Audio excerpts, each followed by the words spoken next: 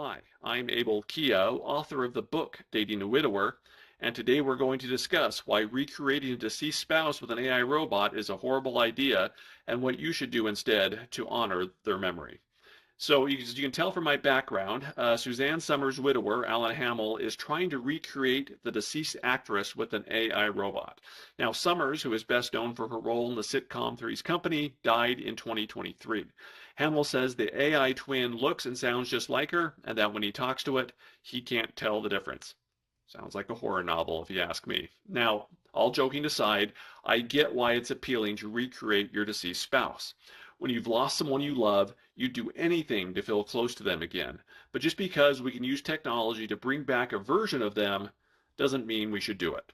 So let's talk about why this is a horrible idea and what you can do to honor your spouse's memory in a healthy way. So the first reason recreating your deceased spouse with an AI robot is a bad idea is that it prevents grieving.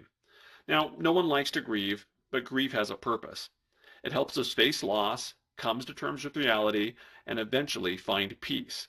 When you spend time interacting with an AI version of your late spouse, you never fully accept that they're gone. You're filling that silence with an illusion. It might make the pain feel easier for a while, but it keeps you from progressing. You can't heal or move forward when part of you is still interacting with a program of your late spouse. Let me give you a personal example. Working through the grief of my late wife and daughter was difficult, but it taught me things I never could have learned otherwise. It taught me that I could make it through difficult circumstances. It taught me not to take Juliana and my 7 kids for granted. And it taught me the value of being present and making the most of the time that we have with those we love. It also gave me an increased sympathy and compassion for those who have lost a loved one or are going through loss themselves. When in the past I might have avoided people who were grieving, I now know how to help, or at the very least, give them a listening ear. Had some AI version of my late wife Krista been around, it would have stunted or made such lessons impossible to learn. I'm a better and stronger person because of my loss.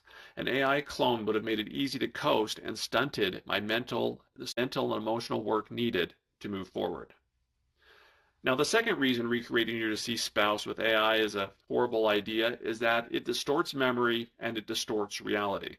Now, according to the article, the AI robot of Suzanne Somers has not only been designed to look like the Three's Company star, but was also trained by reading 27 of her books. I had no idea she was such a prolific author, by the way, in addition to being fed hundreds of interviews that Somers did over the course of her career. Hamel said that he thought the robot was quote-unquote perfect when he interacted with it. Now, I'm sure this AI replica of Somers sounds like her and even contains many of her thoughts and ideas. But at the end of the day, it's just a program. It's a bunch of ones and zeros doing exactly what it's trained to do. It can repeat her words and mimic her tone, but it doesn't feel anything. It doesn't love, it doesn't grow, and it doesn't care about Hamel or anyone else. It may seem like it cares, but it's simply doing what it was programmed to do.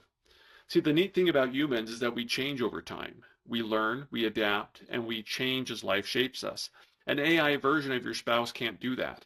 It's frozen in time. It's a digital snapshot of who they were, not who they would have become. And that's where it starts to mess with your memories. The more time you spend interacting with an AI robot or an AI personality, the easier it becomes to blur the lines between what your spouse actually said and what the AI is generating. Before long, you start remembering the AI's responses instead of real conversations. This AI can rewrite your past in subtle ways that changes how you remember your spouse. And overall, that's not good. And that leads to the third and most important point, is that having an AI version of your late spouse erodes real relationships and creates unhealthy attachments. Because AI will be whatever you want it to be, it's easy to depend on it emotionally. It feels like a real relationship. I'm sure Hamel has conversations and gets comforting responses, but the AI can never be challenged or surprised. That's a problem.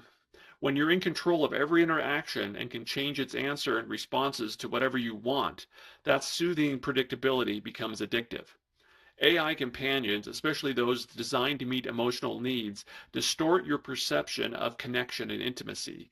They make it easy to settle for a digital imitation of love instead of doing the harder, more meaningful work that comes with real relationships.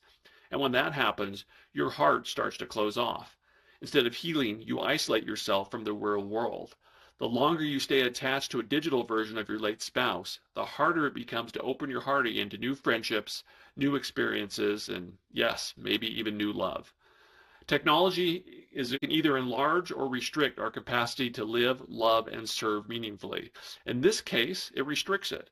It blurs your true identity and replaces genuine human connection with something artificial. And if you ever decide to date again or remarry, an AI version of your late spouse will only make it that much harder. If you think competing with an idolized dead person is hard, try competing with a perfect AI robot. Having that is not fair to you, it's not fair to and it's not fair to your new partner. You can't move forward when part of your heart is still tied to a digital illusion of the past. So, how can you honor your spouse's memory without living in emotional limbo? Well, it's by living a life they'd be proud of.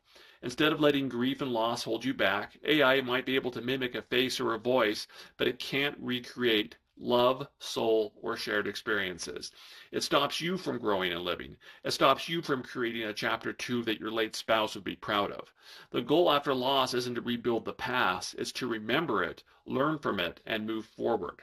Honor your spouse by living a life they'd be proud of, not by trying to reprogram the one you'd lost. Life is for living, life is real, life is not for artificial relationships. I'm Abel Keogh, author of the book Dating a Widower, and I'll see you all next Wednesday.